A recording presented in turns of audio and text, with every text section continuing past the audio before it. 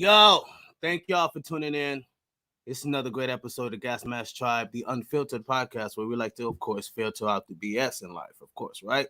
And on this great episode, I had the honor to, I wouldn't say I had the honor. It's an honor, I would put it that way. It's an honor to have him on our 100th episode. Everybody give a round of applause for our 100th episode this year. Yep, have been going nuts. You know what I mean? I've been going nuts. But this new podcast world is the new wave of America. It's literally going to be able to kind of show people a different route of how to get their voices across. And so I wanted to use this platform to do exactly that. So, further ado, I want to bring on this great man. I don't think an introduction is even great for him. I'm horrible with introductions, people.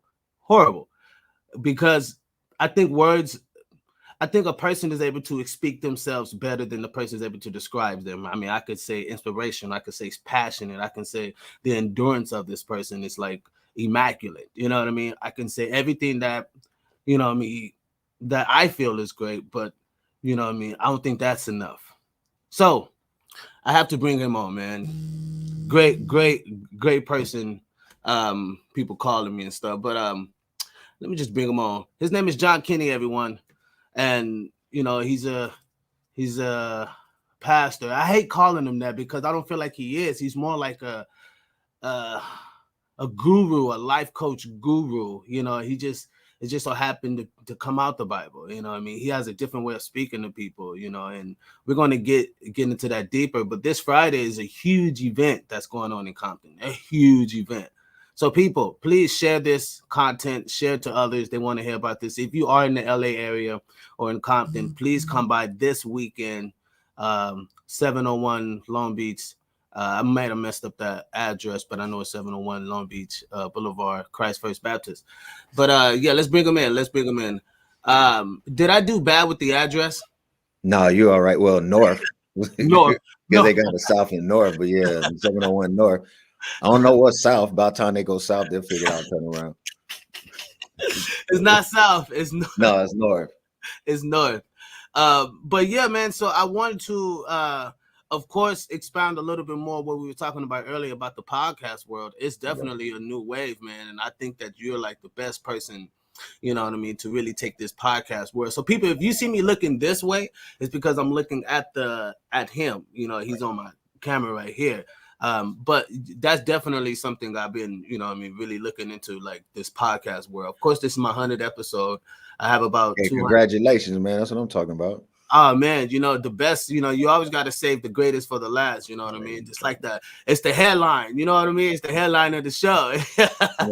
You said it, man, the podcast, and it ain't that I wasn't believing it, but now, these little feeds you catch on your Facebook or your TikTok, even though I'm not a professional at it, everything is podcast.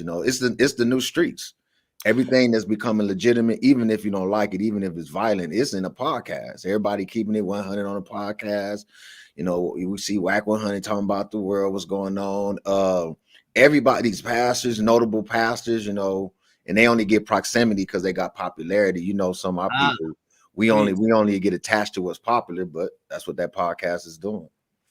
Do you find that in some way detrimental? Yeah. Matter of fact, I guess everything gonna be unscripted. That's something I never asked. I haven't even talked to you since you asked me to do this. I think it is, man. Only because I come from a generation that make me sound old. I'm just from a different generation, right? Where what we learned, we had to read it. Now everybody learning from what they see. And Mama and them said you can't believe everything you see. So this generation, they just taking kind of like this soundbite messages. They taking excerpts. They don't want the whole sermon. I don't care if it's a sermon in church or sermon in life. It's a bigger story than old boy rolling down the street on rims. He might be running.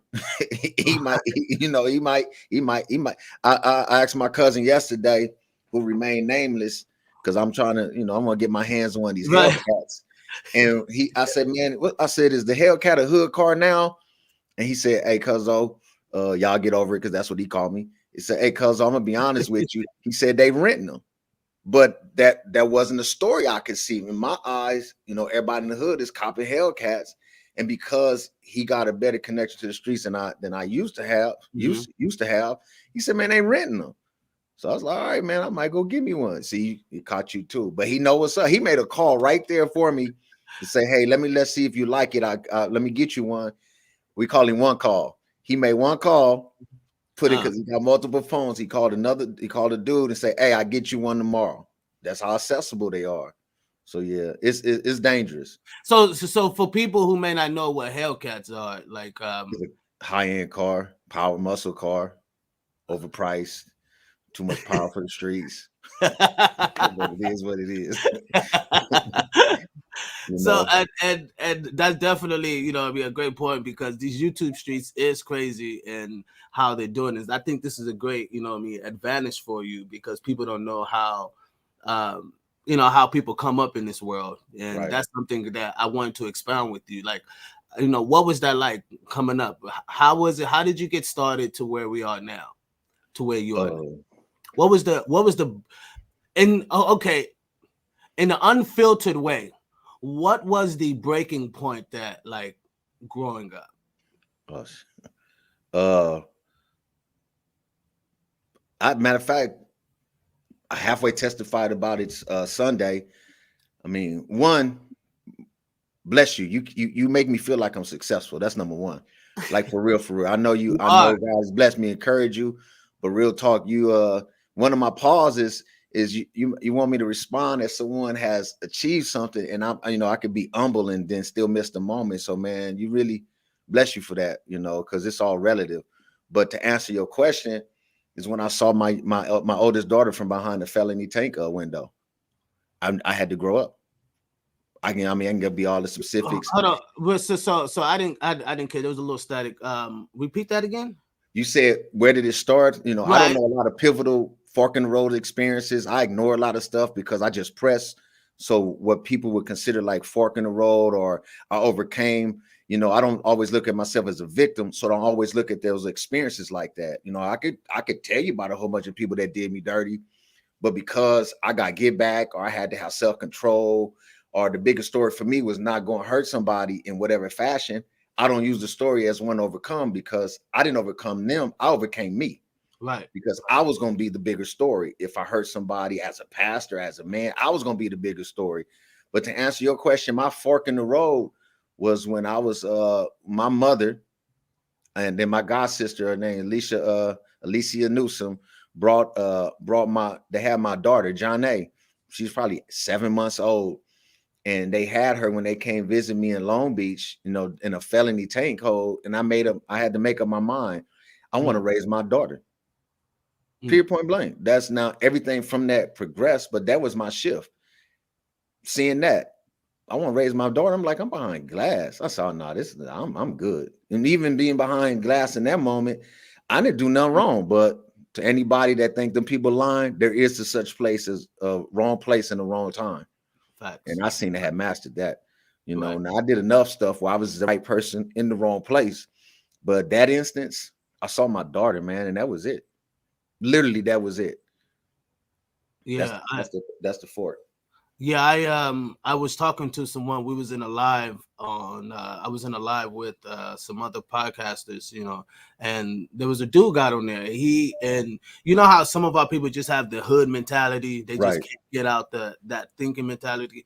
And what was so crazy is this dude actually brought his story to the forefront, Okay. right? Like of the you know what I mean? And what was for me, I guess I was seeing his breaking point.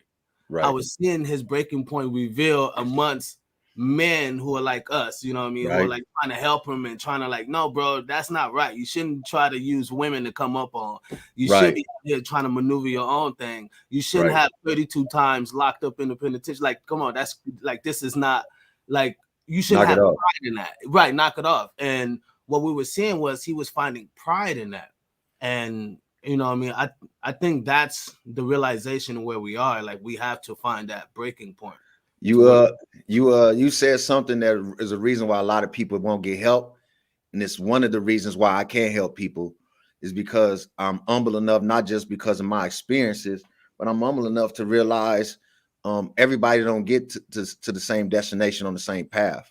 And Right. it's like profound. I know people just throw that word around. It's profound that you said he found pride in that.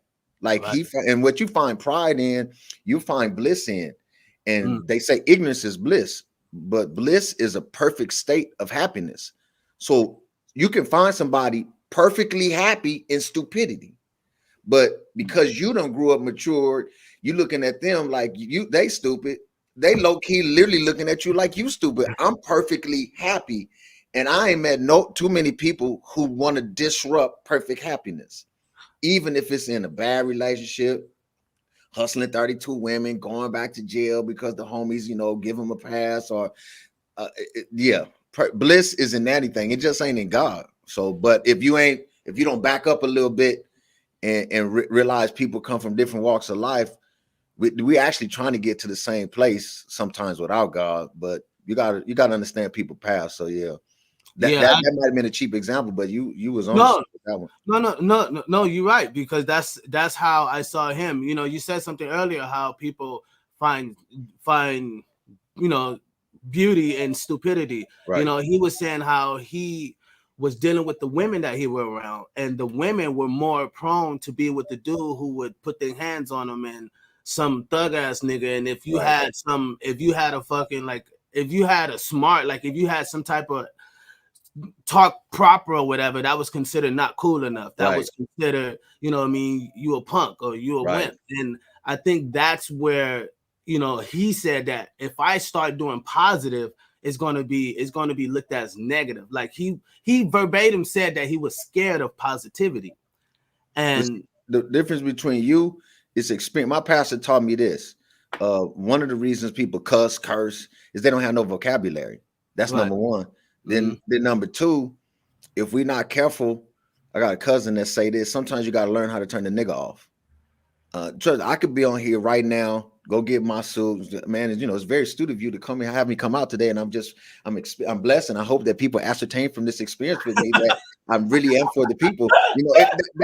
That's in me, and that's who I am. But I don't like to be relevant because I can come up here and say, man, I'm glad you got me here, man. It's about time people keep it 100. When people want people keep it 100, what they really saying is meet me where they are. But if that ain't where you want to be, then why the hell I got to keep meeting you there? So let me be something different so you can come from where you at. And then if I don't want to meet you there, don't call me a clown ass dude. Don't call me square. I'm not square. I know how to be that. Right. But to be that mean I got to be there. I don't want to be there. So to be different, you got to be different. So it is what it is. I really appreciate that. That's something that's not taught here. That's really something that's taught not in these streets and media. You know what I mean? Where cats is feeling proud. There was a person that said that I am proud that cats like us, the good dudes, the good ninjas, are actually coming out and having a voice and not being afraid to, like, say that, nigga, it's okay to be married. It's okay to have this. It's okay to be an actual father, a good father. Like, it's okay, bro. Right. You can feel proud about that. That's not normal. You know what I mean? I mean, it's not new. I'm sorry. It's not new. You know what I mean? That's cool. And that was something I wanted to get to, was like, how did you start your passion? Like, how did you become to this point to where you was like, you know what, I'm actually going to start gun holding and really gun holding, gun toting, and just really putting this truth out there? Two reasons. It was my upbringing in the streets that was parallel to my upbringing in church. So, be honest. I don't like to say keep it 100 because if that's who somebody is, other people will tell you that. If somebody had to tell you they keep it 100, it's more like 63. So since your testimony is real, I'm gonna be honest. One, I was mastering two natures. I was mastering two natures. I was a for real Christian, like for real. But I was a for real. I was John, and I was pastor. Well, I wasn't pastor then. I ain't gonna tell that lie. I was John, and I was a Christian.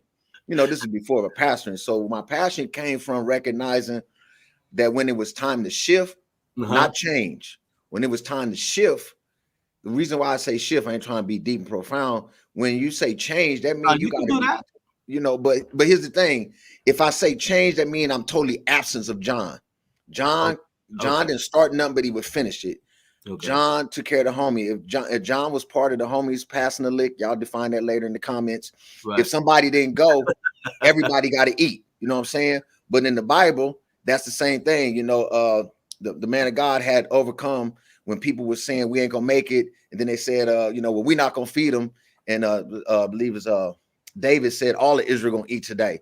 One, you sometimes you gotta feed cowards because cowards snitch. So in the church, we got Christian cowards. So everybody got to eat too, because they'll minimize the ministry. You know, they'll come against what's good. So what helped me, man, I was mastering two natures, and I was doing damn good. Like I was hella good at both. But then God, the goodness of God just said, look here, I don't have to change the nature. I got to just change the method and the motivation. So when they was tripping on old boy in them, I would go. But then say a pastor maybe passed away. He from Nickerson Gardens. Right. He passed away after Bible study, and after Bible study, I'm in the Nickersons at 11 o'clock at night. His brother, God bless his soul, is an OG from Nickersons, but all the OG Bloods was there, and he had problems with a lot of preachers was there. So he starts swelling up on them. Well, as Pastor Kenny in the middle of the projects at 11 something at night in front of the police, I said, man, it's clear that you're not respecting the position. So if you're going to be a nigga, I'm going to be a nigga. And this is where we're going to do it. Well, at the funeral, all the red rags say, where your church at? Not because I was preaching, not because I'm anointed. They recognize, man, there's a shift. That they recognize that spirit, like, man, you ain't finna come in my people. One of them, my godfathers, like, you know, y'all, you can fight these other dudes, but you get my godfather face. I said a few words. He got but I got the greatest respect, and now I got red rags that I don't even know going, hey, what's up, PK? Oh, how you knowing, man? Oh, boy can preach. Like, I ain't never heard him preach, but I saw him stand. You see what I'm saying? So when I recognize my passion had to be, it had to elevate, because I was growing up, and I don't want to be long-winded. I was growing up in a time where your passion just had to exude on Sunday morning. It had to exude at a church pastor anniversary. I've been pastor 18 years. I've only had 3 anniversaries. For the past 15 years, I haven't had none, because when the people celebrate in my church, they can say we celebrate everybody but him. Now, God mandate that we should give to the preacher. That's something else. But when you serve marginalized people, and I don't mean money, sometimes thinking, I don't want them thinking that every time we got to get hype for giving, we got to give him something. At our church, you know what's up. When we get hype, it's because we giving to one another, we giving to the community. And that's where my passion came from. And then I told God this, if I got to go to church, I ain't falling victim to nothing that my pastor had to go through. And he wasn't a victim, he was victimized. Right. Because he's a real man, he's a man's man, Bishop C.I. Irvin. And I said, God, if I got to go, I want my own money, because I want no church thinking they own me. And I want to be able to do whatever I got to do, I can pay for it. And I've been like that, man, since day one. So my passion come lastly, because people punk out too. They do. Church will make you quit, man. They do. Church will make you quit. And I just ain't, you know. Yeah. You know, it's so true. I would like to thank everyone for tuning in. You know what I mean? And even though we're like just about, you know, we got like another 30 to 40 minutes to go here, but I wanted to kind of dive a little deep more into the actual when you were talking about the passion, but then again, you know, the life goals, and I was kind of seeing that as like the art of mentoring. Okay. The art of pastoralship. You know what I mean? The art of being a shepherd, you know what I mean, amongst the sheep. I think that's something that's not exposed a lot, you know, where we're not taught, you know what I mean? I looked at you a lot, man. I was in New York on tour. I'm sorry. I was not on tour at this time. New York. Yeah. I was in New York, and I was doing, I had a publishing meeting with a company out there, and you was talking to me on the phone, and you told me, I'll never forget, you always said, like, you know, you're trying to feed people whose stomach can develop, they can't develop steak, they can only eat hot dogs, right? And you're trying to feed dudes steak, and You know what I mean?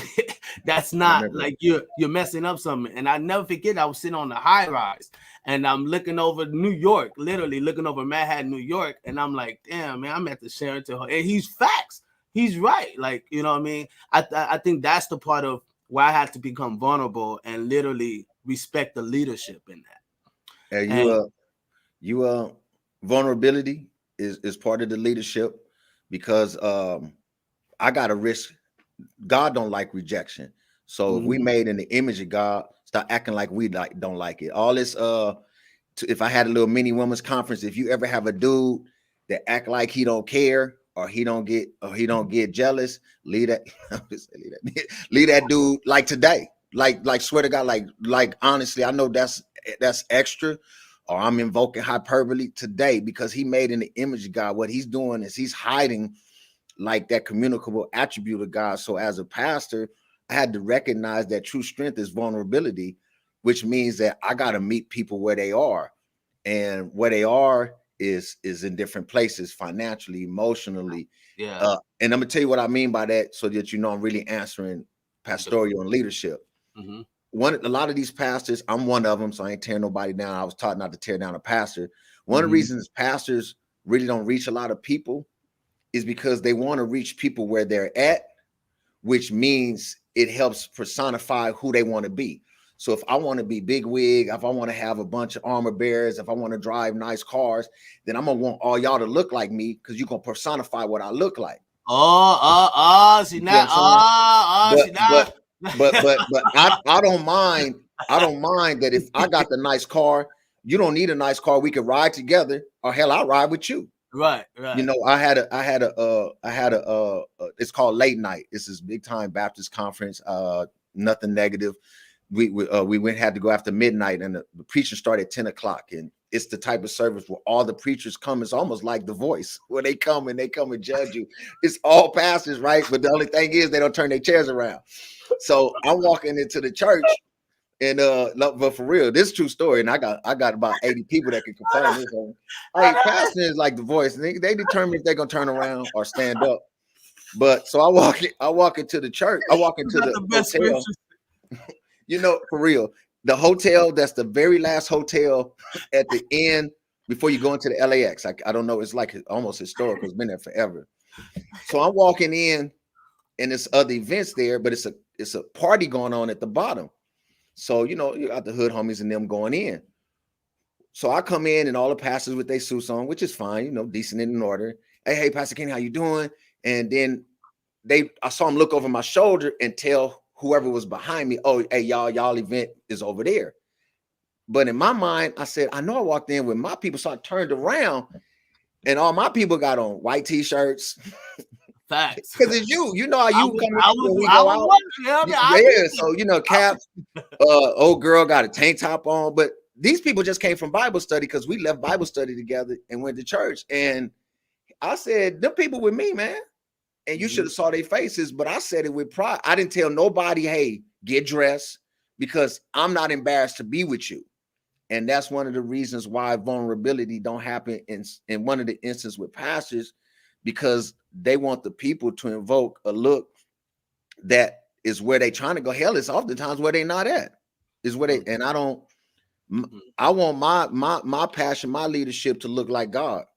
And when people saw Christ, they found it like, why are you with in the text, they said he was uncomely, that he was uncomely in Isaiah 53, means say he was ugly. It wasn't that Jesus was ugly. He was ugly because of the crowds he kept, because he hanging with sinners and publicans. And I'm like, it is what it is, you know. Yeah, I see that too. Like, people may find me like oxymoron. He's done no orthodox. Right. Like, you know, I don't care. You can be gay, Chinese, white. You really don't You know care. what I mean? I don't I don't, you know what I mean? It's not my duty to like be a point of to like, you gotta live this way and you have to, you know, my job is to show you Christ and like me, right? So Right. I always find myself spiritual. Like, it's to see the good in a person, right? You know what I mean? So I'd rather for people to see the great in me and the good in me and say, you know what, he's showing a great example. Let me grab some of that. You know what I Right. mean? Oh, he said something great. Let me grab some of that. And like let that influence. I think it's a scripture. I'm not verbatim like where the scripture at, but it says to know the truth and not tell your to know the truth and not tell your brother is, you know, is blood on your hands. You get what I mean? Right. And I didn't that bothered me. You know what I mean? So to know something that can help somebody's life and move them forward and not tell them, Right. it's really inherently wrong, you know. Right. And that's something that I think leadership was something that I learned from you a lot. You know what I mean? What's watching those examples, and you know what I mean, Another part of the leadership that become dangerous or internally is when you know you're right, but you gotta wait. Mm, If mm, it's a cheap example, if we all at the corner at the church on Long Beach and Elm, and I know it's safe to cross, but if my people are scared, if I cross without them, if somebody goes by, they're gonna say he left the people across the street. mm, Most people are not gonna say they didn't follow. mm. So now I gotta wait. But then if I wait, somebody gonna say why he not leading the people across the street, because I gotta be accountable for some of the fear. And that's one of the things I've learned. I know you got to learn with you, with your leadership, with you being the management of so much talent that's around you. We got to learn how to wait, but it's difficult when you love, because true love is seeing something in someone that they can't see themselves. So if you could see it and you're reaching to pull that out, you deal with a lot of people that don't know what you're digging for, because internally they think they're less than. I just believe in capacity. Like if I had to like cut across the field, they'll let you know I'm country. To cut across the field, man, my passion is I don't care if I win. I really don't. Like, I don't have low self-esteem. Uh mm. I wish more. I wish, you know what? Forget the world right now. I'm talking about the world around me. You didn't ask this question, but I'll make it as a stem from my the leadership. My biggest disappointment in leadership today is that God gives me the winning direction, and it's not that the people don't know it; they won't overcome themselves to follow it. And I don't know how to divorce myself from that yet. Mm. I don't, because then I'm still left with the aftermath of their bad choices, whether I got to pray for it, pay for it, and but I'm looking for shining stars to come be an example that, hey man, that prophetic voice of his is real, the leadership is real, and it's not me that's gonna make the change, Kenneth. It's y'all. It's not me. The Bible don't even tell it's gonna be us. It's you don't see God removing the masses. He told Moses he can't go. You know what I'm saying? He was the leader. He told the man that led them there he can't go. Hell, clearly they would have some accountability for pissing him off so much that he smoked the rock. And every day I wake up that I am that frail that I could become so angry that God will punish me and not let me enter in, but everybody else still get to go. You And know, most that's people pay attention to that. that's what I was that's so facts, but that's what I was like thinking of right now. Like that's like blood on your hands. Like, Right. you know what I mean? God's gonna look at you at that judgment and like, you know what? You had the truth and you could have told them, but you chose not to. You know what I mean? Like that's wrong, and on your hands, inherently wrong. Right. And I think that kind of like, you know what I mean, brings me to like helping people filter out like what true leadership is, you know. Uh There's so many aspects. Here's the problem with true leadership. It's principles. So you got to determine if the person is principle based, and Mm, it could be good or bad. That's number one. Number two is types. People that love Malcolm can't just be bad mouthing Martin, and just because you love Martin, don't be bad mouthing Malcolm. That mhm. means that you're excited about two different styles. So be careful when you critique leadership based on style and not principle, because both of them have a principle, that's kind of low hanging fruit, for the audience, that they wanted us to succeed. So you got to look in yourself when you want true leadership, because one, hell, you got to want to be led. And if you want to be led in some area of your life, you got to say, I don't know. In order to be led some area, not in all areas, in some area of your life, you have to say, I don't know. One of my educators said, look, if I give you what I got and you put it with what you have, you need to be better than me because you got more than I have. But Facts. you got to start by wanting to receive.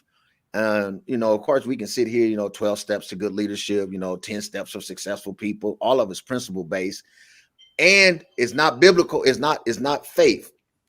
It can be biblical, but biblical principles don't have to be executed by faith in God, because there are a lot of people successful in the world based on biblical principles. Walmart works by the golden rule.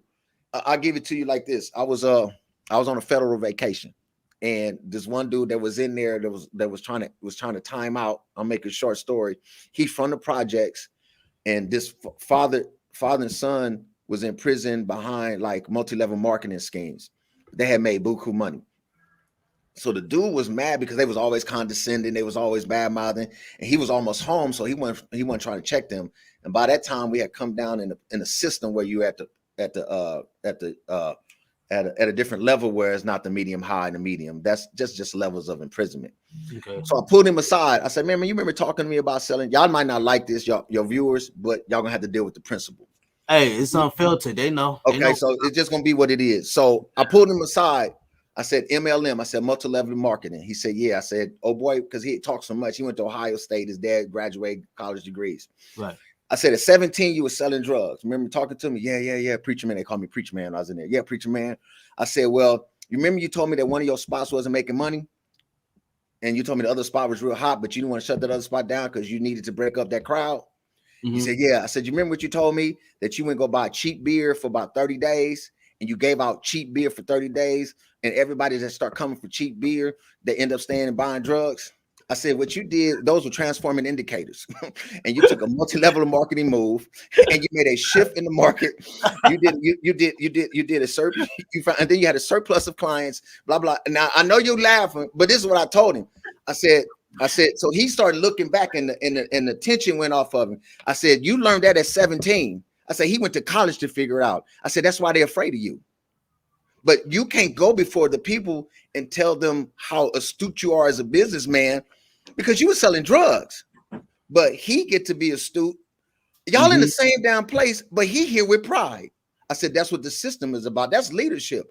But I'm the type of person that'll find the principle, and he can work that principle. Now, I didn't tell him to go continue to sell drugs, but the fact is, he identified a market shift that he needed to make. He made that market shift.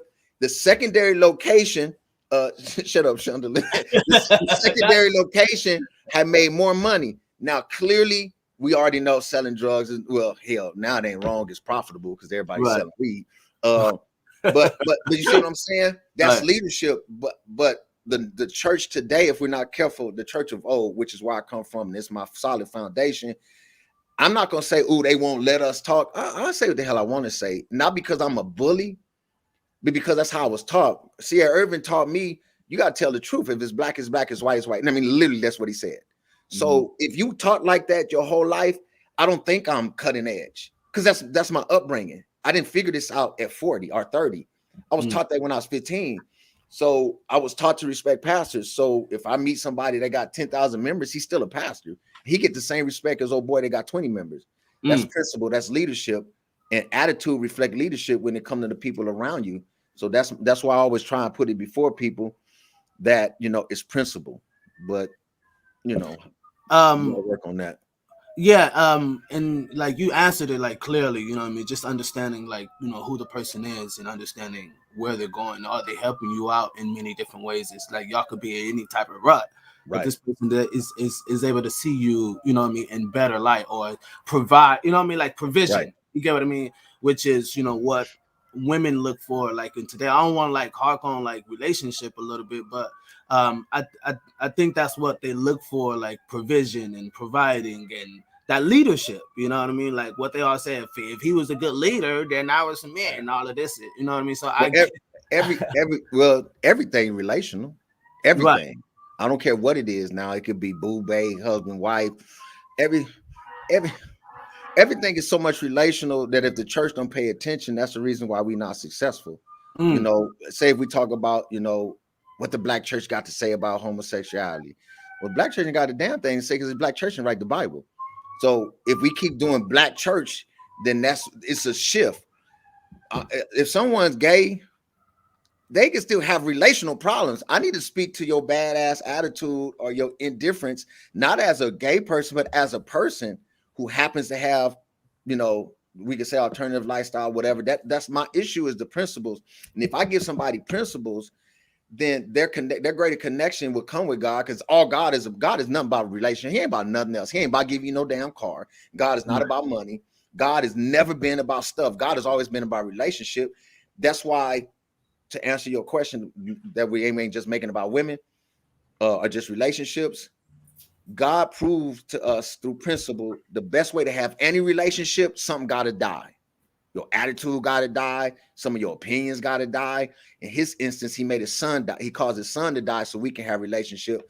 But everybody else want to be in relationship and let everything about them live. You can't be in a successful relationship if everything about you was alive when that the day I met you, me and you wouldn't be in relationship. Facts. Something about you died, an opinion, an ideology, a way of thinking. I've called you out on some stuff like that ain't gonna work.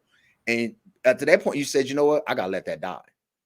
And we ain't you ain't the wife, you ain't the daughter, the son. All of us, if you're in a relationship with anybody, a business, Walmart had to let something die. Okay, all right, we got to get away of layaway fees. The United Airlines had to die. We got to get rid of change fees. They know what it takes to stay in relationship with you. Why the hell you don't let none die? Everybody lets something die in relationships, but black people. So, you know, well, I'm gonna be evil, but you froze on me if you don't know it.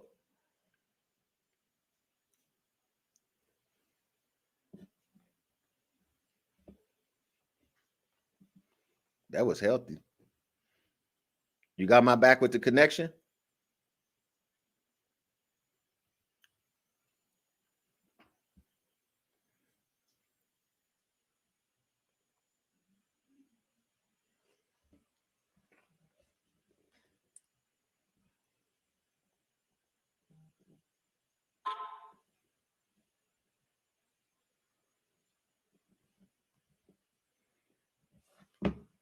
To my associate producer, I need help.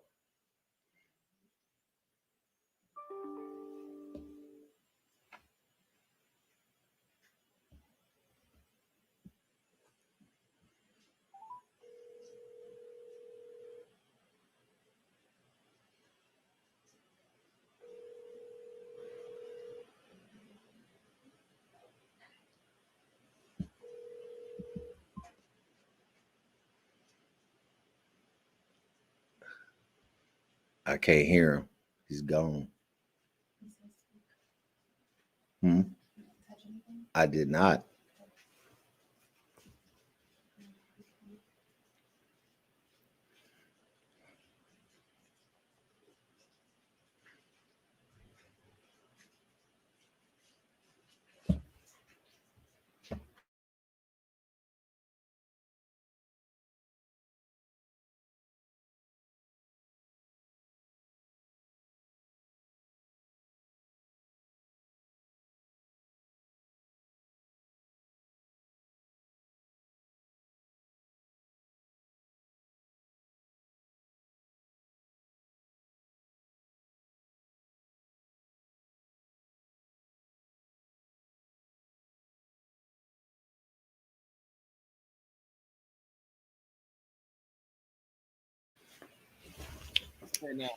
Sorry about that.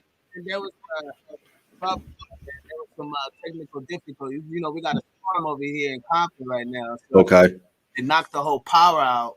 Wow. And everything like shut off and like came on back on. But you know what I mean, we're back in live. So I definitely want to, you know what I mean, I don't want to wrap this up too soon, but because of the technical difficulties, I definitely want to make sure we end this right on the great hand. And I want to go into the actual part with, you know, dealing with the kids. You're talking about being 15, right? And as a youth, you know, growing up very fast. And that was that I dealt with, you know, a lot growing up very fast, you know what I mean, being in the entertainment industry at 12 years old, but having a mom, you know what I mean, and having my pops kill himself, you know what I mean, all these things. And you understand, you know, exactly what that's life is like, because we have to grow up too fast. Right. And what Fridays is, what I love is that, you know, I mean, you're talking to us in that nature. You know, you're talking to Right. the offspring of us. And I wanted to expound on that, you know what I mean, a little bit more, how you feel. Yeah, it froze. Yeah, Sean, yeah, it froze, man. Sorry, everybody. I'm so sorry that the technical difficulties. But you know, we have a little storm Right. over in Compton right now. But yeah, can you give me a little bit as far as leadership and what we should be doing for the offspring, to the ones that are seeing it? Um, I believe one of the things, to everybody that's listening, I can be overcompensating with humility. This is, it might come off as an absolute, but my absolute is based on my experience, so that makes it absolute in that regard. One, to help the youth, we got to stop. It's hard to see, especially with some of the damn behavior that they have, which Right, right. mimics what we have. Here's number one: everybody not angry. Some people hurt. Everybody's not angry. This is for the cheap seats. Everybody's not angry. Mm-hmm. And when you don't have a safe place to be hurt, it makes you more angry. Mm-hmm. So like the Mm-hmm. streets of Compton, the city of Compton, I say that versus where I live, that's where I've been. Uh the reason why I'm not afraid for Fire Friday is because I'm not afraid, or I'm bold enough to go where you hurt. Versus when you treat someone like they're angry, the response is different. The contact, you have less tact when you're having contact with them. And so when I'm willing to deal with the youth and go, man, I know you hurting, that don't mean they always forthcoming and acknowledging it. But the first thing I've always recognized, there's this level of defense that comes down. And Mm-hmm. so Fire Friday is a way to have a Holy Ghost turn up, and not be afraid to keep God in the midst of everything. You know what's up. You've been there since day one, that we have room full of people standing. Well, hell, we had God bless his soul, and the family and the families around him. I mean, on the red carpet, we had people like Slim 400. And that But was something I wanted to speak on too. I just wrote that down. That was something I wanted to speak on too, because of the tragedy of what happened. And you know, I mean, we talking about, you know, the trauma in the hood, and you actually bringing a sort of positivity, right? Like, right, in the reason why I say a sort of positivity, because other people look at it as, oh, you shouldn't do that. It's a bad right, thing. So I'm generalizing it, right? right, But I'm looking at the positive part where you're actually doing this. There's a right, person, it's a big dude on, you know, on the web by the name of, you know, AD Anton Daniels, and he speaks okay, of how the people, our culture is not right. We do trash, you know, trash shit. Like, right, we don't, you know what I mean, have love for each other. We kind of do all these, you know, weird things, and then you see stuff like where you're putting stuff across, and you have somebody who's great as Slim 400, whose life been taken, even though you still have people like you that still, you know what I mean? That's right, like, okay, we still have to keep this ball going. right, And I know in some sort of a way, as a leader, that has to hurt. right. I'll tell you why. Say if I got Jay-Z, clearly, no, it is what it is. He's one of the largest rappers. But the people I'm trying to reach, the 100,000 that I'm trying to reach, Slim can reach them because they're at ground level. You see what I'm saying? You Mm-hmm. know, Jay-Z got more of an international approach, and I ain't gonna say I hate. I dislike when local. I don't mind an international message, but if you have an international message and only have a local reach, you killing your church. Because I know a lot of cats. I'm gonna be common to get this over. Kevin Hart had one little comedy show, one little movie that came out, and one of the dudes called him a lab. He a local ass boy. Well, we got some local ass preachers keep trying to have international messages. I hate what's going on in other states, but you got enough going on outside your church that if Mm-hmm. you had a local, but when we come together and keep trying to have international moments, but don't have a local reach, that's why I had people like I kept it on the low when I married Bambi and Scrap at the church. You know, Mm-hmm. they had to do no NDA with me. They know I'm gonna keep it because their marriage was more important than publicity. There's a lot of people I'm connected with that I could draw all kind of attention to the church, but I got to put God first. But in turn, I'll have them come to a church event and speak kind words. And then I had somebody, my cousin Chriselle, called me when I had one of them do a promo for the church event, and she told me some dude was bad mouthing me. That's one of the reasons why I didn't want to do a show like this. Right. I'm immature. I'm maturing when it comes to my emotional maturity. As Pastor Kenny, I should get an A because I really don't mind humbling myself to God. As John Kenny, I'm emotionally underdeveloped. Right. So when I found out old boy was bad mouthing the church, I went to his church. I didn't know him. See, that's so when you get publicity or some notoriety, I'm not ready for the accountability. So I'd rather stay in the wings, helping the thousands of people I'm helping. You know, our food program, we feed thousands of Yes. kids a week. Thousands. We feed hundreds. Don't nobody know that, but the people that Right. work for us, hundreds of thousands. But I know people that's feeding 12 and they want an hour of fame. You see what I'm saying? Oh, they go post about it. They go show all the backpacks and shit. Yeah. Man, we done gave away cars, you know, we done put people in homes, you know, and I'm only reason comfortable saying this because from what I gather, you know, I don't know how it works. It's people that know us intimately, so Right. I'm not necessarily thinking this is gonna go viral. But I'm trying to make that difference, bro. That's where I'm at with it. So with something like Fire Friday, where I got to do better coming out of my box, because I just confess it. It's not that I'm afraid of the growth. I'm afraid of my, as John Kenny, emotion maturity. Because if you come from my people, you coming from me. Right. You know, straight up. You know, you know, you could ask Walter off Yep. the record. You I know. done knocked on apartment doors when I thought something went right, and he was behind one of them doors where he had to come out as Pastor Kenny and go, "Hey man, it's not what you," because these my people. And they make it. That was a couple years ago, and it was like 8 dudes outside. I said, "Oh, hey, y'all got to come get it," because if I think one of my members in there, she ain't gonna be saved at the altar. Well, you see, is that the problem with other pastors that you may be seeing, where they're not really taking up for their followers, for their, like me. Okay, so I got fans that love my music, right? You know what I mean? They'll buy it, come out to a concert, no problem, right? But I'll bat for one of them. Like, you touch one of my fans, it's a wrap. It's a Like, problem. yeah, it's a problem. Well, I'm not gonna say that in a broad spectrum. It's based on their capacity. Yeah. If you're 60 years old and just barely making it up to the pulpit to preach a word, then I'm not gonna levy that responsibility on you. But are you looking amongst the congregation that could be a reach for you or be your arm? You know, because everybody's testimony ain't at the altar because everybody don't come to it. So I'm still at that age where my feet can match what I'm saying. But when it gets to that point where it can't, then I need to have the heart to not just search for deacons that can help raise an offering. I need to also search for deacons and deaconess or whomever that can help still keep the reach that I want. And just because your capacity minimizes in your person, don't mean that the passion got to go away. And that's what this is about, man. I even kind of slacked off. I've had major relationships with the city. I used to be the host with Mayor Parrott and started the pastors' breakfast, and we had great experience. And he had people from all over the land come, and he said, "Why you never asked me to preach?" I said, "I'm not here for that. I'm here to help." Right. And then he said, "Man, you're gonna be on." You know, I believe now, nothing against any previous mayor. I believe that we have a mayor now that was, and I haven't even connected with her. She used to bring my mom to Bible study when my mom would leave her car at the train station. That I know she has a heart and a passion. So I got to get over my past experiences with government because I'm not there for the handshake or for the photo op, man. These kids are dying, bro. And not only they dying, they killing us too, by the way. They ain't robbing each other. They're robbing everybody.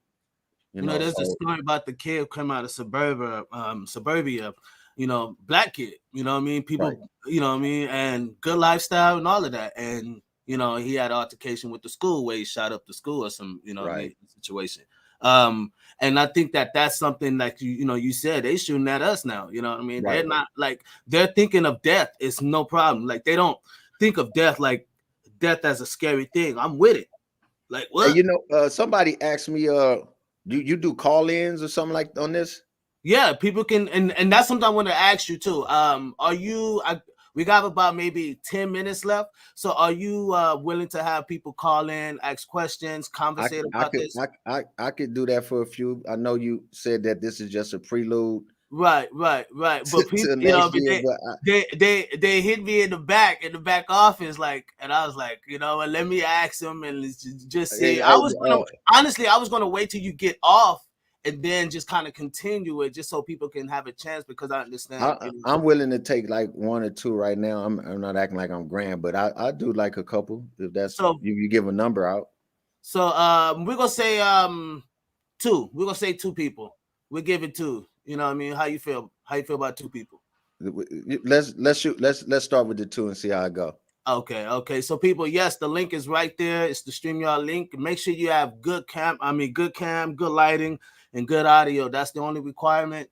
And keep the profanity on the level. If you know what I mean, we are unfiltered, but I do have someone on here who I have a high respect for. Generally, we kind of like just go, wow, we be uncut. He get uncut sometimes. But Right. you know what I mean?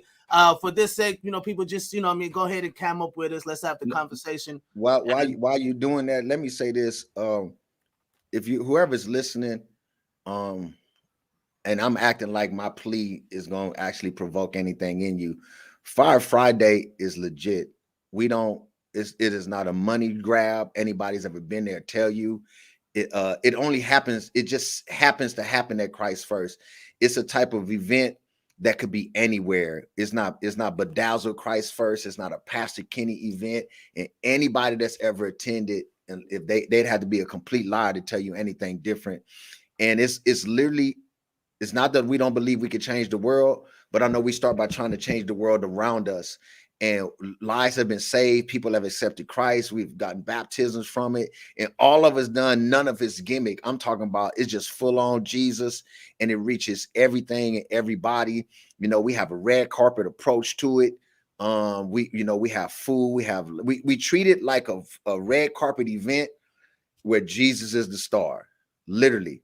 And the responsibility of it is anybody that's ever attended. And I'm about to say something that it's only gonna be, we got the power to make it great. Screw Fire Friday, it could be anything, because anything that's popular has come from an unknown. And I'm just asking all the community, the Black community first, because that's the community by and large I serve, the Hispanic community that show up big time.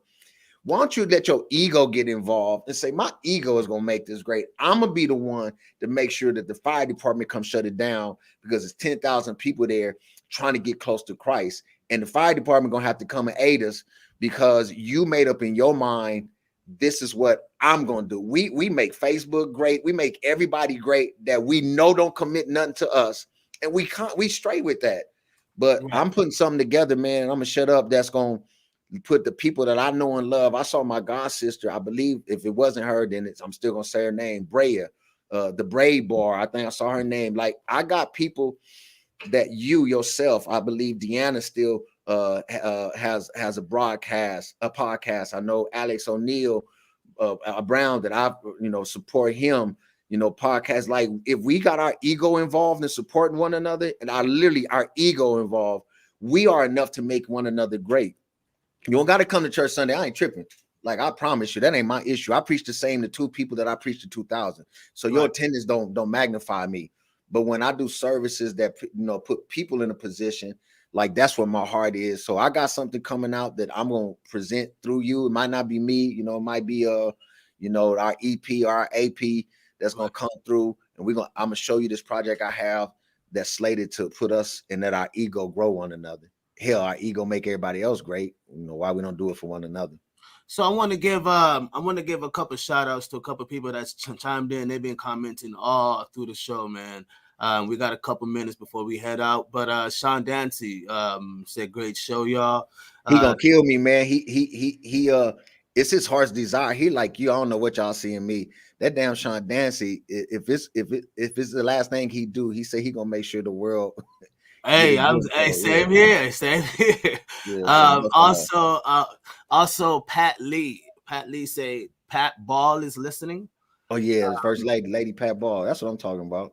Also, people just astonished by the conversation. Also, Jamie Payne said hello. People could be traumatized. I guess she was commenting on what we were saying earlier. Right. Also, someone's Shundalin Faison. Faison. Yeah, she's one of our mental patients.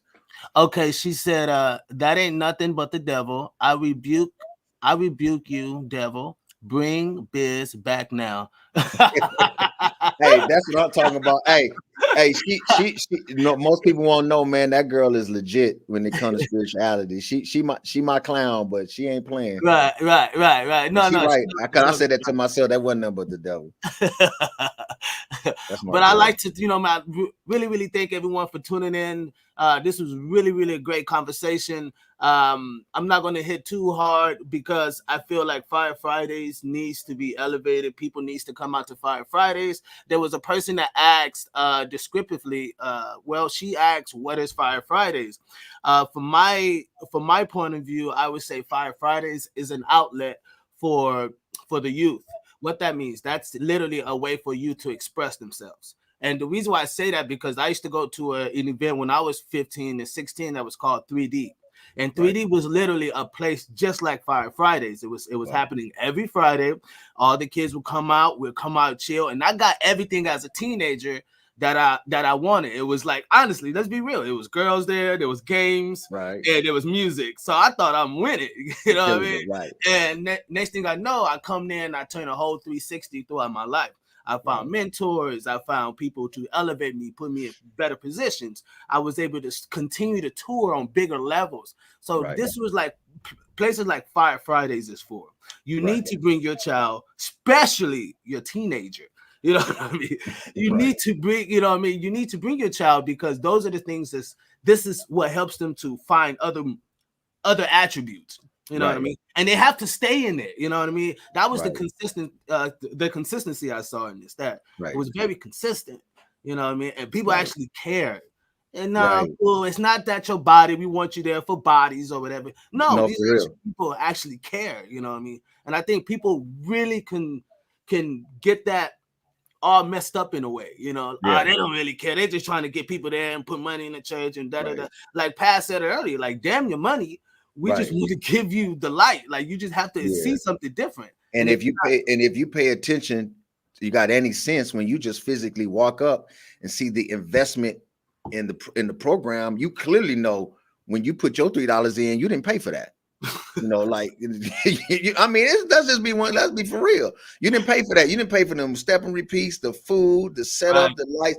That was solely invested so that to the person that's asking, it's just experiencing God in a different way, not in a better way, not in a unique way, just in a different way, where at once in a while, that atmosphere of excellence that's outside the Sunday morning experience, and you could come and go, man, like, I can describe all this activity and all of it surrounded God. Like, one year, to answer a question, the devotional team was a drill team. They came in and they didn't come, doing the extra. They literally was a drill team coming in, asking, coming in, under spiritual overtone, and then overtone and undertone, and then they stay faithful to our program. Sandra from Sandra Soul Steppers, man, she a friend to the ministry. She don't, man, she ride for us like all day. She had me come pray for competitions based on that. That's the God I serve, where I look outside the box to not throw God in their face, but to presenting, and then God can speak for himself. And a lot of these relationships I've garnered, I don't even think Sandra's ever heard me preach, but her faithfulness is to my service and to my stewardship, not my sermons. But that's a whole nother thing. We got, how you doing, man? What's up, man? What it do, man? Man, I had to tap in real quick to make sure everybody be at Fire Friday. Friday. We need everybody there. Everybody there. PK, we got some stuff up our sleeves. Man, I'm just gonna say it's gonna be a real big battle. Praise team, get ready. Wow. Okay. Hey, to the person that's asking, that's another answer. If you think Rocco the Clown and the League of Clowns, you think the YouTube sensation, you think old boy and then with all them crazy cars and loud music and killing it on the streets, and then you go, wait a minute, the League, they worshipers. Like, I wanted the body of Christ to come and go look at them differently. I want the church to start hiring them for shows. That part. Like I told him, he'll tell you that. I told him straight up, man, I ain't just trying to go, I don't want them praying for you. Hell, I can pray for y'all. I want people to know that just like every motorcycle club ain't filled with gang members. Right. So when they see the league, man, people want them in a different fashion. I don't want them up here in my house. Now I'm trying to make them rich, not low key. Like I'm trying to make. I believe in capacity, and that man can tell you whatever they. And then man, don't get me started because I get giggly when I talk about others. I don't care about me. So yeah, make it happen then, man. I'm curious to see what's gonna happen that night too. Yeah, it's gonna be dope. I wasn't, I wasn't, gonna like put it all out there, but they'll get some Dirty Harvard love there. It's gonna go down for sure. They get some Dirty Harvard love there. It's gonna, it's gonna be nice. I tell you that. Yeah, man. I'm gonna just say I suggest early arrival. Early arrivals, yeah. Y'all better get there early. If you want to see and you want to be able to see everything, I suggest early arrival. Yeah. Right. Yeah. We're not cavalier about it. We're gonna have your mask. We're gonna have your we're gonna have ventilation. Like we don't play. We bless. Only God could do this. We've had I'm gonna say outbreaks. We have not had to shut the church down in a year and a half due to COVID related. People have had private issues. So we are a church that we care. Like I said, we're not cavalier about it. So just know that, but at the same time, you press to go shopping at Walmart, bring your to church, but just know that we ain't that church. We ain't saying, no, God gonna keep you and don't bring your mask. You better put your mask on. Put your mask on. It start at 6:30. 6:30, people. Yeah. D-Mac, you got anything you bring it to the panel? Yes, sir. Yes, sir. Okay, I know who that is, man. Yeah. my visuals, but I got my voice on it. Okay. What you think of Can you hear me? Yeah, go ahead. This is Don. D-Mac. How you feel about true leadership? My issue is with church and church leadership is politics. You mean within the church or outside the church? Yeah, because as we know, politics basically exists pretty much everywhere. I was in a place that was funded by the federal government where it was politics. I was in a place that was funded by the state that was politics. Okay. So for me to come into the church or the church body and see that there's politics, just like I experienced in the streets or wherever I was at, it's kind of amazing to me. The people, you come into a church or in a situation where people have been there for a number of years and they feel like they have entitlement to the church, ownership, if you will, and other people that coming in is like, who are you? This is my seat. This is my parking spot. You know what I'm saying? This is the way things have been for this many years, and who you coming to try to change the norm of what's been here all of these years. So that's the kind of situation that kind of, gets under my skin and kind of bothers me to come into, as a new member, as a new person to come into the body and learning that this is the kind of situation I got to face. I'm like, hell, I might as well be back in the street. This is the kind of stuff I got to deal with out here. We in the church, brother. Hey, but here's what I know to be true. First thing, just like we say cliques when the church talk about cliques. I believe, and y'all don't throw me away. The church got such a minimal thinking based on our slave experience. Clique ain't a bad thing. It's most people complain about cliques because they're not in one. Because Jesus had one, Jesus, James, and John. But his clique understood his mission. His clique understood his passion. His clique understood his heart. I love everybody but at my church. But when I go hooping, I don't call Kenneth or Rocco. It's me, David, and Jody, and Murphy. That's my clique. But no one judged me based on my clique because it's not something they want to be a part of. But if it's something they want to be a part of, oh, Pastor Kenny got a clique. But ain't nobody mad me, Jody, and Murphy, and Dave going to go ball because they don't hoop. Kenneth ain't tripping. And then politics is the same thing. One, because we don't understand. Politics is literally defined as entities, organizations that come to build relationships. That's the whole politics is supposed to put better relationships within countries. So a lot of us, when we see politics in the church, is because it's breaking up relationships. But I want to put the onus back on the believer. In most cases, if we're not careful, if the pastor could trust the masses, he wouldn't be succumbing to the minimal.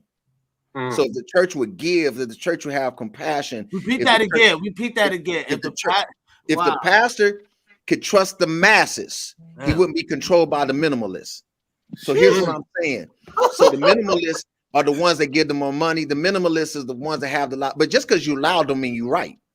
So that's the difference between my leadership, and I say this in love.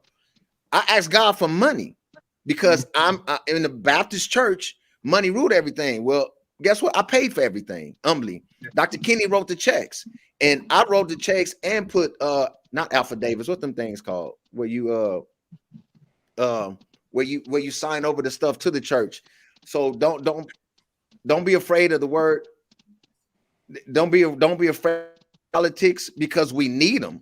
We just need to be governed by the right voice. I hear what you're saying. And then the next thing, the last, and I'll shut up. We got to be careful when we got to accept that our leader like the politic road.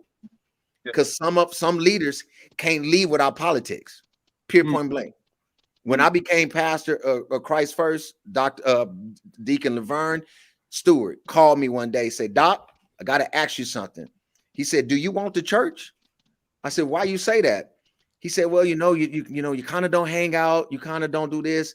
I said, I don't do what everybody else doing. I said, because they politicking. Right. I said, my identity ain't found in this church. Y'all supposed to go figure out if I'm for you. And I got to say this, since you put it out there, a lot of pastors that politic don't have no identity. They got picked last for soccer. They don't only reason they got picked to play basketball is because they brought the ball. Man, y'all should be, hey man, if people ain't sharing this, y'all should be sharing this. Y'all should be sharing this to y'all people right now. I was infamous before I was famous. So I still got people, I got more people on the street that know me than in the church. Right. So I didn't have to go to church to have an identity. I went to church to change it. Yeah. And a lot of these pastors are in church finding their identity. I'm in church trying to get rid of the one I had.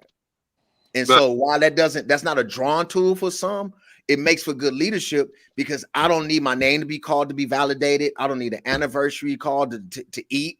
You know, my family gonna eat because we gonna work, you know. So what you're saying is right, but you got to be fair about two things. The church, the masses got to stand up and support the revealed will through the man or woman of God.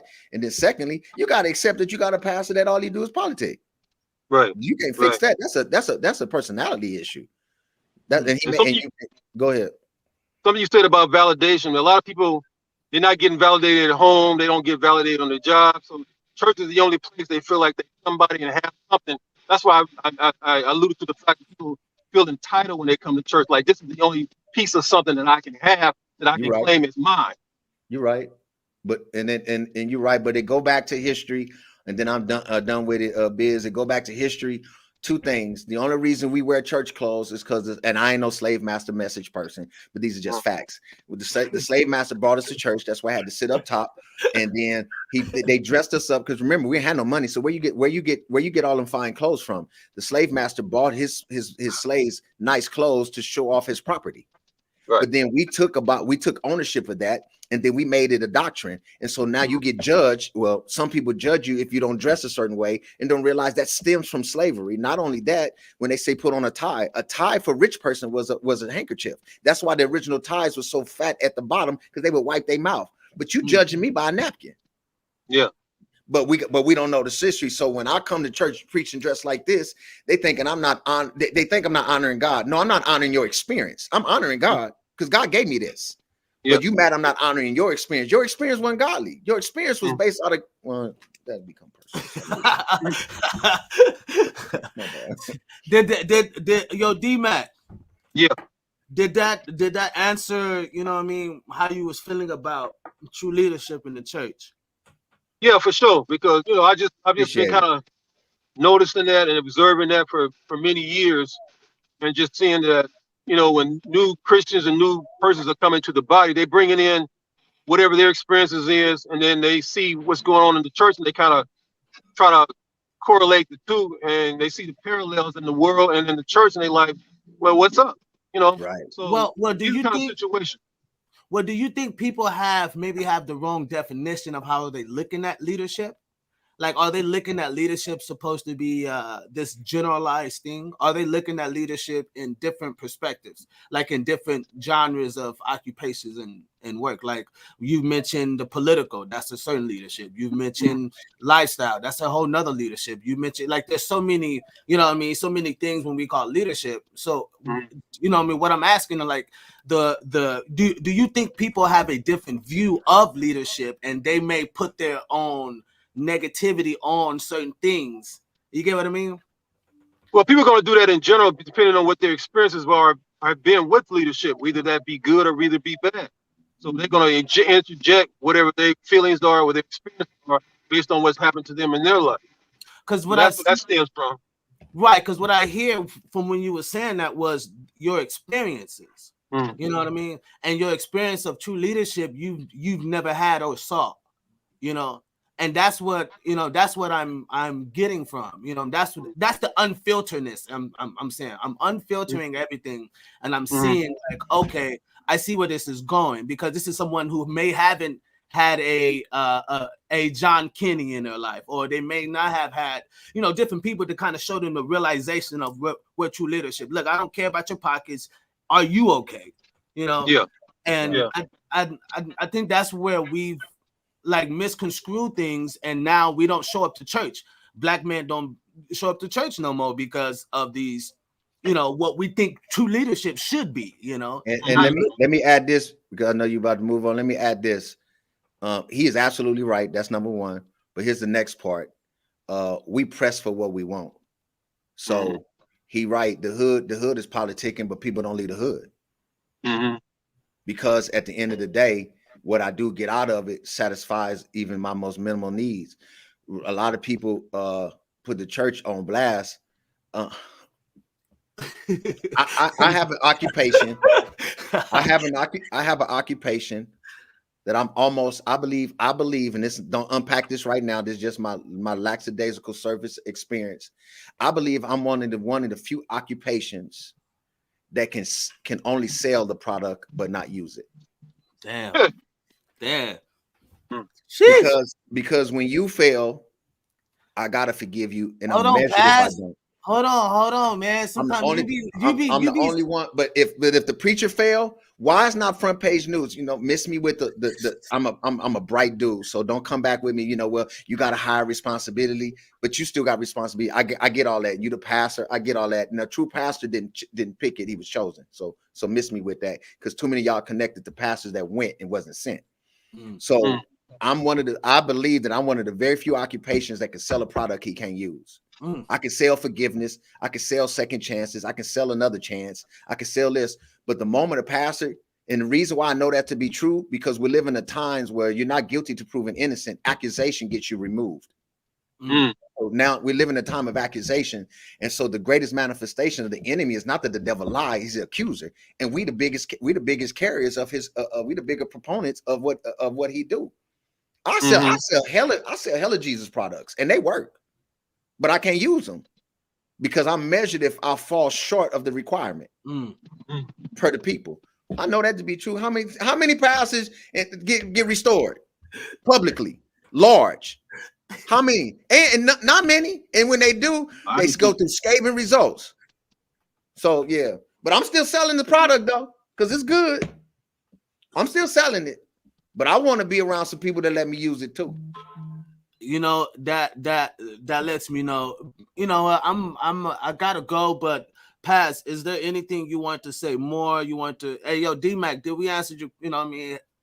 Was true leadership, did you get a new perspective on true leadership, D-Mac? Yeah. So before we Pastor end Kenny this, is probably one of the most realest pastors, you know, really unfiltered pastor. He speak what's on his mind. He say what's in his heart. So I don't, you know, he don't cut no corners, you know, and he don't, you know, he keep it real, 100. So that being said, yeah, he did answer my question. Bless Thank you, you. man. Thank you so much for tuning in, man. Please share the podcast, share this content. And you know, people, before we end this podcast, I want to let y'all know I had to keep the best for, save the greatest for last. This is the 100th episode, and this is probably the best episode I shot all year. Honestly, this is the best top episode I've shot all year. Wow. This episode beat all the other episodes. Even though like I got videos that maybe got like went a little viral, whatever the case may be. But watching this actually surface, this is amazing. I've definitely learned so much, and just wanted to give the extended arm. But I mean, honestly, Fire Fridays is going to be lit this Friday. Right. And honestly, you guys better come out. You should come out. Endless Touch Ministry is where you guys can find out a lot of information that's on Facebook. So go to Facebook, go tap Endless Touch Ministries. And that way you can get all the information on Fire Fridays.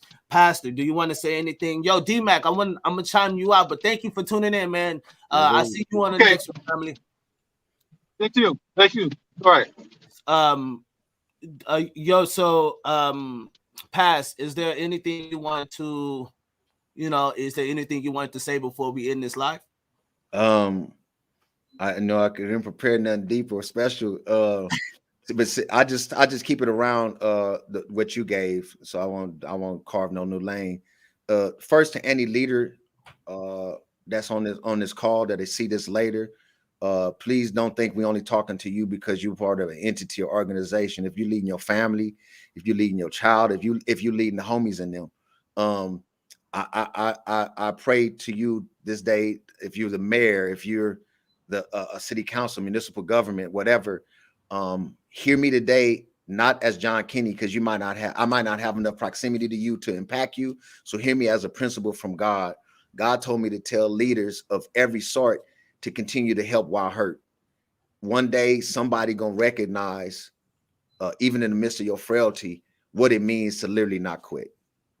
That's all I got. I know it's redundant, but the good thing about redundant stuff, Biz, is that it come back at the right time. Because you can hear it 100 times, but when you hear it at the right time, so don't keep waiting to meet the right person at the right in the right place. Sometimes you got to meet the right person in the right place at the right time. And I believe in this season, it's the right time to hear don't quit. I believe this is the right season to hear help while hurt. I hear it's the right season to continue to lead in every aspect of that you're going through. And y'all gonna be good. I promise you. Y'all gonna be good. And as relate to Fire Friday, all it is just an opportunity for a church on the corner to expose Christ to somebody in a different way that they could take him home. And we just package God to where he could be carried. That's it. We just package God where you can take him home. And people, you heard it, man, from the great words of John Kinney. Great man, great leader, honestly. And I'm gonna go ahead and end the show, people. I got to get into some session stuff, and I gotta take some shots of this. I gotta create some editorial shit. This is too dope, man. Such a great show, very inspirational. Like someone said earlier, one of the watchers, they were saying it's a great show, very inspirational. That's Barbara. That's ain't Barbara Jane. That's what I'm talking about. Every generation is on here, man. And that person that asked you what is Fire Friday, I don't know. Did you see her face? It might have threw you off. She looked different. That's my little sister that asked that. It was Alex. My little sister actually went. Well, she's 30, but she's my little sister. That's my legitimate, my blood sister. That's funny. She texts me offline. Okay, she might even come on down. Okay. See, I appreciate you, man. Put me in a different light in front of my sister too. I see you, Jessica. And this is good because I could tell that you have a strong following. And I think that's where people are not seeing the cult following you have. And I hate to say it that way, but we have to make it a branding, because I do that on here a lot. I talk about people having dedicated followers, you know what I mean? People who's going to follow them throughout the world. And that's what Jesus had. I mean, now look at 2,000 years later, now the whole world's, is resembling. Right. So I look at that as very great. You say, as a podcaster, this was a great show. Thank you, appreciate that, Alexander Brown, appreciate that. you know what I mean, to conclude everything, thank y'all for tuning in. Please subscribe, like, and comment. And thank you so much. Thank you so much, Paz. Really, Yes, really appreciate this. And we will have a part 2. We will have another show coming up soon, people. Okay. I'm gonna try to see what I, you know what I mean, I might have to send him some you know, some bottles of, like, you know what I mean, some drinky drink, you know what I mean, just to, like, you know what I mean, yo, here's 2 bottles of champagne, Paz. I need another interview. Hey, just send me some sparkling cider. We good. Right. Thank y'all so much. We really appreciate y'all, and I'm out. Oh man. Yeah, man, this is so dope.